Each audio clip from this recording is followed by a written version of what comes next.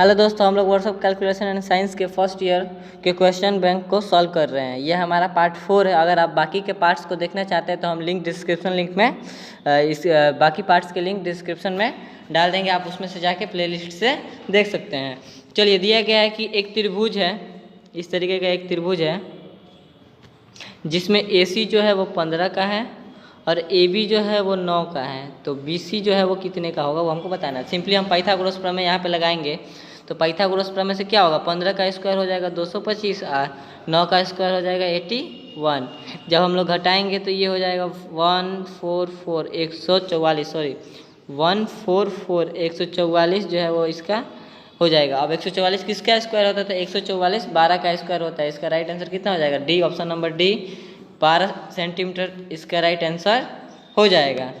ठीक उसी तरीके से दिया है कि AB बराबर 7 सेंटीमीटर और BC बराबर 5 सेंटीमीटर है। तो AC का मान कितना होगा, तो सिंपली हम लोग 7 का जानते हैं कि 49 होता है और 5 का जानते हैं कि 25 होता है। जब हम इसको जोड़ेंगे तो ये 9 5 14 का 4 एक हासिल हो जाएगा और 4 5 2 6 1 7 यानी 74 हो जाएगा। अब जब ऑप्शन में देखिएगा आप तो ऑप्शन देखते आपको नहीं समझ में आएगा क्योंकि लगभग सब में 8 है। तो आप इसे पहचान नहीं पाएगा कि ऑप्शन नंबर कौन इसका राइट आंसर। तो सिंपली हम 74 का वर्गमूल निकाल के आपको दिखाते हैं। 74 का वर्गमूल निकालेंगे तो सबसे पहले 8 से कटाएंगे तो कितना होगा, 8 8 64 यानी 64, बचा 10 और ये हो जाएगा 16। अब दशमलव देंगे तो 1 0 यहाँ पे आएगा, सॉरी 2 0। वर्गमूल में जब भी हम दशमलव देते हैं तो 2 0 आता है, 1 0 नहीं आता है। हमेशा हम दशमलव में वर्गमूल जो बनाते हैं वो 2 को लेके बनाते हैं। अब जब आप इसको कटाइएगा तो ये 6 बार में कटेगा, 6 9 9 कटाइएगा तो यहाँ पे 4 बच जाएगा और ये 172 हो जाएगा। अब देखिएगा आप तो 8.6 ऑप्शन नंबर बी में है, इसीलिए इसका जो राइट आंसर है वो कौन सा हो जाएगा, ऑप्शन नंबर बी इसका राइट आंसर हो जाएगा। चलिए आगे बढ़ते हैं। आगे दिया गया कि यदि कुल लंबाई 2.75 मीटर है तो L1 और L2, सिंपली हम लोग L2 का मान निकालने के लिए क्या करेंगे तो L2 का मान ऊपर रखेंगे और L1 प्लस L2 रखेंगे और इंटू टोटल रखेंगे। इस फॉर्मूले का यूज करके हम लोग L2 का मान निकाल सकते हैं। चलिए निकाल के दिखाते हैं हम।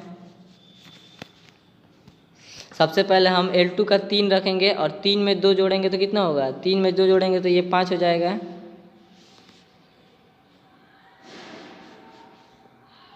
जब 3 में 2 जोड़ेंगे तो ये 5 हो जाएगा और इंटू 2.75।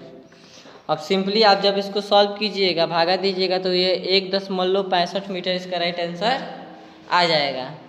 1.65 मीटर। अगर देखिए हम आपको करके दिखाते हैं, ये दशमलव हटाएगा तो नीचे 100 हो जाएगा।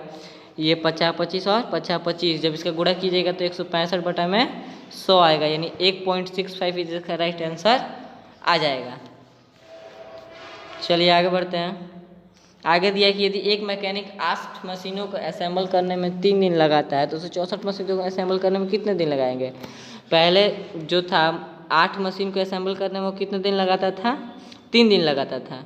तो अब 64 मशीनों को असेंबल करना है तो जब 64 मशीनें ज़्यादा है तो उसको दिन भी ज़्यादा लगेगा ना।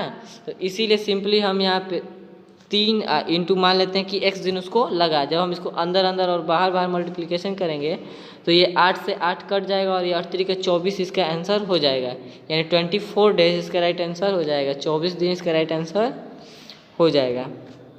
चलिए दिया है कि यदि 180 mm गियर वाला 60 mm गियर जुड़ा है और बड़ा गियर 60 RPM घूमता है तो छोटे गियर का RPM कितना होगा, सिंपली 180 होगा। क्योंकि देखिए जब 180 mm व्यास होता है तो 60 mm व्यास वाले गियर पर जुड़ा हुआ है, यानी इसका जो व्यास है वो 3 गुना है। तो इसका RPM भी कितना होगा, 3 गुना होगा, क्योंकि RPM जो होता है वो व्यास पे निर्भर करता है। दिया है कि यदि कास्टिंग में तांबे का वजन 42.3 ग्राम तथा टीन का वजन 2.7 ग्राम है तो तांबे का प्रतिशत कितना होगा। तो सिंपली हम लोग परसेंट निकालने के क्या करते हैं, पहले जो मात्रा दी जाती है उसको ऊपर रखते हैं, फिर हम लोग कुल मात्रा रखते हैं। तो कुल मात्रा जब हम लोग जोड़ेंगे तो ये 45 हो जाएगा और इंटू कर देते हैं 100 से इंटू कर देते हैं हम लोग 100 से। और जब आप इसको बनाइएगा तो आपका लगभग में ये 94% राइट आंसर होगा। जब आप इसको सॉल्व कीजिएगा तो लगभग 94% ये आएगा। देखिए हम सॉल्व करके आपको बताते हैं। ये 5 से कटाइएगा तो 9 बार में जाएगा और ये 20 हो जाएगा। फिर आप 9 से कटाइएगा तो 9 5 35 होता है, सॉरी 9 5 45 होता है, तो 4 9 36 कट जाएगा, 4 9 36 कट जाएगा, और फिर 6 7 9 63 यानी 47 में 2 से गुणा करेंगे तो कितना होगा 94, यानी 94% इसका राइट आंसर हो जाएगा। चलिए, दिया है कि यदि एक मोटरसाइकिल को 300 रुपये में बेचा जाए तो उससे 25% का लाभ होता है, तो खरीद मूल्य कितना है। तो सिंपली हम लोग लाभ के लिए क्या करते हैं, 100 तो हमारा सीपी यानी क्रय मूल्य 100 था, उस पर हमें 25% का लाभ हुआ, यानी ये कितना हो गया 125% हो गया ना। तो 300 × 100 बटा 125 रखेंगे और इसको सॉल्व करेंगे तो 25 5 125 हो जाएगा, और 25 चौके 100 और 5 6 30 यानी 60, 60 में 40 से गुणा करेंगे तो 240 इसका राइट आंसर हो जाएगा, 240, यानी ऑप्शन नंबर सी जो है वो इसका राइट आंसर 240 इसका राइट आंसर हो जाएगा। चलिए आगे देखते हैं। आगे दिया है कि 18.5% को दशमलव में बदल दिए। अब सिंपली हम लोग दशमलव में बदलते हैं तो ये दिया है 18.5%, और हम आपको बताए थे कि परसेंट का मतलब ही क्या होता है, बटा में 100। तो सिंपली हमको 18.5 के बटा में 100 लिखना है। जब आप इसको 100 लिखिएगा तो ये दशमलव जो यहाँ पे है वो खिसक के इस वाले पॉइंट पे आ जाएगा, यानी 0.185 इसका राइट आंसर हो जाएगा, यानी ऑप्शन नंबर ए 0.158 इसका राइट आंसर हो जाएगा। चलिए आगे बढ़ते हैं। दिया है कि इनमें से कौन सी अधातु है। तो सिंपली हम लोग जानते हैं कि ग्रेफाइट जो है वो कार्बन का अपरूप होता है और कार्बन अधातु है, जिस कारण से ग्रेफाइट भी अधातु है। इसका प्रयोग हम लोग पेंसिलों की नोक बनाने में करते हैं। ये विद्युत का सुचालक होता है। आगे दिया है कि इनमें से किस धातु के प्रमुख सामग्री के रूप में लोहा होता है।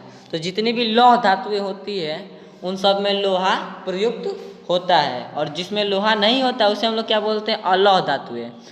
जस्ट इसके नीचे ही दिया है कि उस धातु का नाम क्या है जिसमें लोहा नहीं होता। तो जिसमें लोहा नहीं होता उसको क्या बोलते हैं हम लोग, अलौह धातुएं कहते हैं। निम्नलिखित में से कौन से गुण धर्म धातु के यांत्रिक गुण है। तो धातु की जो तन्यता होती है जिसके द्वारा हम खींच के उसके तार बना सकते हैं, वो गुणधर्म उनकी यांत्रिक गुणधर्म कहलाती हैं।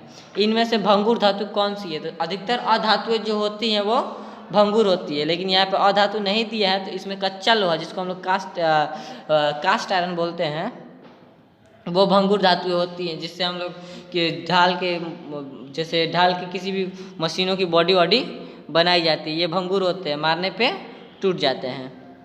चलिए आगे बढ़ते। दिया है कि कौन सा गुण यांत्रिक गुण में काटने को लोचदार प्ररूपण के लिए प्रतिरोध प्रदान करता है। तो जो उसकी कठोरता होती है, टफनेस, जितना वो कठोर है उसको किसी भी चीज़ को काटेंगे तो किसी भी कठोर चीज़ को काटने में उसकी कठोरता अगर ज़्यादा है तो हमें काटने में ज़्यादा बल की आवश्यकता पड़ेगी, इसीलिए वो उसका विरोध करता है। तो इसका राइट आंसर जो होगा वो कठोरता हो जाएगा।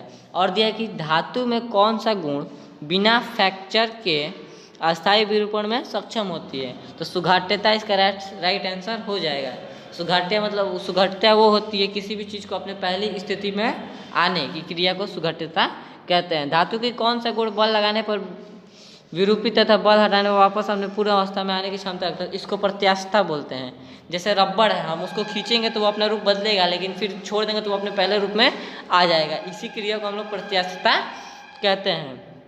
इनमें से धातु की कौन सा गुण जिससे धातु को गर्म करने पर पिघल जाती है। तो पिघलना गलनीयता से संबंधित है, इसीलिए इसका राइट आंसर जो है वो गलनीयता हो जाएगी। धातु को गर्म करने पे क्या होगा, वो गलने शुरू हो जाता है। चलिए आगे दिया है कि इनमें से किस मिश्र धातु का उपयोग विद्युत बल्ब के फिलामेंट में किया जाता है। तो टंगस्टन जो है, टंगस्टन का उपयोग हम लोग विद्युत बल्ब के फिलामेंट बनाने में प्रयुक्त करते हैं। आगे दिया है कि पीतल में कौन कौन सी मिश्र धातुएं होती है।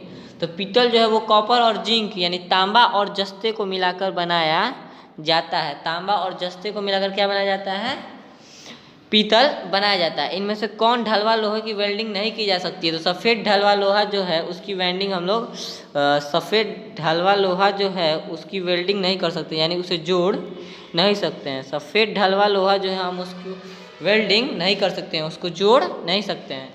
किस धातु की फोर्जेज जाली नहीं बनाई जा सकती है। तो जो ढलवा लोहा होता है, जैसे अभी हम आपको बताया कि ढलवा लोहा भंगुर होता है, तो इसीलिए इसकी जाली भी नहीं बना सकते हैं हम लोग, वो टूट जाएगी।